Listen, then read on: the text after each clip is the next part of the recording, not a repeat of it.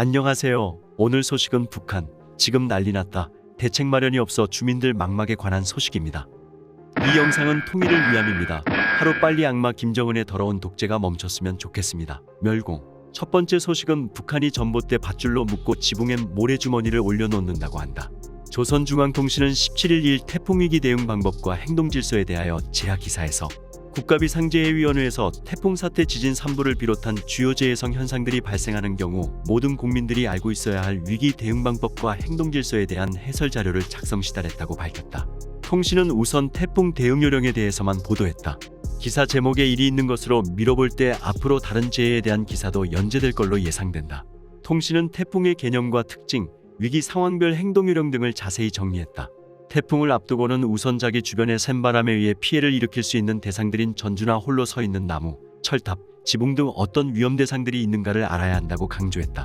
전봇대와 나무 등이 강풍에 넘어가지 않도록 지지대를 설치하거나 밧줄로 묶어두고 철판 지붕에는 최소 5kg 이상의 모래주머니를 올려 바람에 날아가지 않도록 조처를 할 것을 주문했다. 또 저지대 지역은 침수를 막기 위해 배수 체계를 사전에 점검 보수하고 태풍의 전력이 나가지 않도록 이중전원 보장 체계를 갖추라고 지시했다.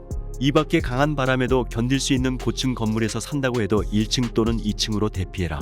비바람을 피한다고 하면서 고층 건물 아래로 다니는 것을 삼가라. 대피 시에는 될수록 장화를 신어야 한다 등 행동 요령을 상세하게 안내했다. 노동신문도 이날 국가비상재해위원회 실무일군 간부들이 평안북도, 평안남도, 황해북도, 황해남도 등 여러 지역에 파견돼 폭우에 대응하기 위한 사업을 지휘 중이라며 자연재해 비상통보체계도 24시간 가동하고 있다고 소개했다. 평양에서는 도심을 관통하는 대동강과 보통강이 넘치지 않도록 간부들이 직접 현장에 나가 제방 상태를 점검했고, 북한의 대표적 쌀 생산지인 황해남도에서는 농작물 피해와 해일 피해를 최소화하기 위한 각종 대책을 세웠다. 북한은 전국적으로 산림 황폐화가 심각하고 인프라 노후화로 인해 태풍 장마 등 자연재해에 취약한 편이다. 특히 지난 2020년 연이은 태풍으로 인한 막대한 수해는 식량난 악화로 연결됐었다. 아울러 최근 신종 코로나 바이러스 감염증 국면에서 위기 대응 체계의 문제점들이 전반적으로 노출돼 재난재해에 대한 대응 역량 강화 필요성을 더욱 절감했을 것으로 보인다. 이어 이달 8월 들어 북한 여러 지역에 폭우를 동반한 많은 비가 연이어 쏟아져 피해가 큰 것으로 알려졌습니다. 작년에 이은 2년 연속 홍수로 집이 물에 잠겨 가산을 잃은 주민들이 망연자실해하고 있다고 현지 소식통들이 밝혔습니다. 함경남도 홍원군의 한 주민 소식통은 15일 8월에 들어 함경남도 여러 지역에 연이어 쏟아진 폭우로 큰 피해가 발생했다며 많은 농경지가 물에 잠긴 것은 물론 수십여 채의 집들이 작년에 이어 또다시 물에 잠겼다고 자유아시아 방송에 전했습니다. 소식통은 8월 14일 밤부터 쏟아진 폭우로 남풍리와 보열리를 비롯한 서대천 주변에 살던 50여 가구의 주민들이 급히 대피했다며 다행히 인명피해는 없었으나 작년 장마 때 물에 잠겼던 집들이 2번 연속 물에 잠기며 몸만 빠져나온 주민들이 눈물로 탄식하고 있다고 설명했습니다. 소식통은 이번에 강물에 잠긴 주택 중에 작년 장마 때 집이 무너져 도와 군이 총동원되어 새로 지은 집도 여러 채 포함되어 있다며 새 집으로 이사한 지 반년도 안 돼 또다시 집이 물에 잠기며 얼마 안 되는 가산이 남아 다 잃은 상태이다라고 말했습니다. 소식통은 새로 지은 집들이 또다시 물에 잠긴 것은 홍수가 났을 때 물이 밀려드는 물꼬를 고려하지 않고 이전에 있던 집터의 집을 다시 지었기 때문이다라며 홍원에서 제일 큰 강인 서대천에 설치된 여러 개의 다리가 작년 홍수에 끊어진 후 아직까지 복구하지 못해 사람들이 옷을 벗어 들고 불어난 강을 건너야 한다고 언급했습니다.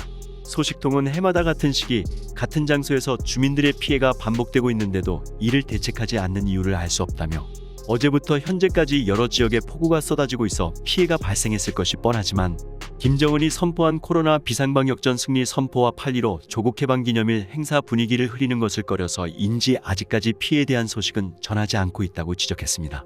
이와 관련 평안북도 곽산군의 한 주민 소식통은 같은 날 이달 내내 평안북도 전 지역에 많은 장맛비가 내렸다며 7일부터 10일까지 쏟아져 내린 폭우와 최대 만조 시기가 겹치면서 사천강이 범람에 많은 피해가 발생했다고 전했습니다.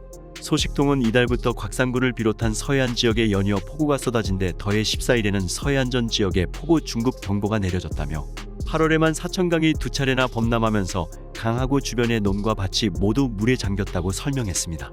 소식통은 이어서 이번 폭우로 사천강 하구의 작은 폭우에 묶여있던 나무배 수십 척이 파괴되거나 바다에 떠 밀려갔다며 밀려가는 배를 구하려고 애쓰던 남성 2명이 급류에 휩쓸려 사망하는 인명피해까지 발생했다고 덧붙였습니다.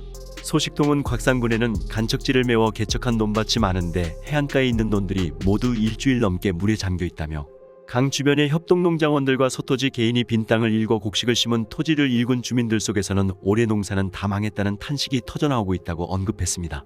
소식통은 서해안 지역의 산들이 나무가 없는 벌거숭이다 보니 비가 많이 내리면 제방이 무너지고 강이 범람한다며 올해 기간이 길고 연이어 폭우가 쏟아지는 등 특이한 장마로 농민들과 주민들이 봄부터 애쓴 노력이 다 물거품이 되었다고 강조했습니다.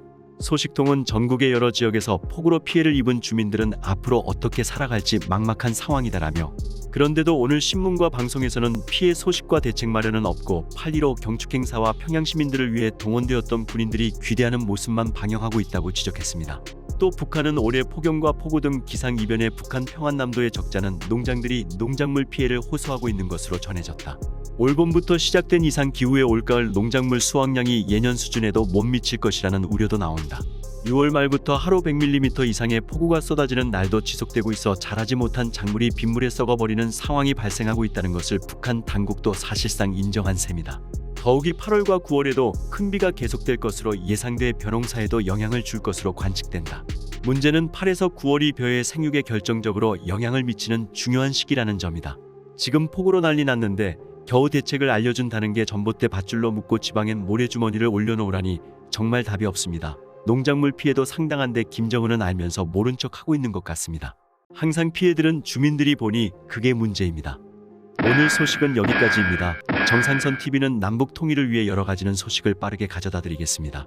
구독과 좋아요, 알림 설정 부탁드립니다. 감사합니다.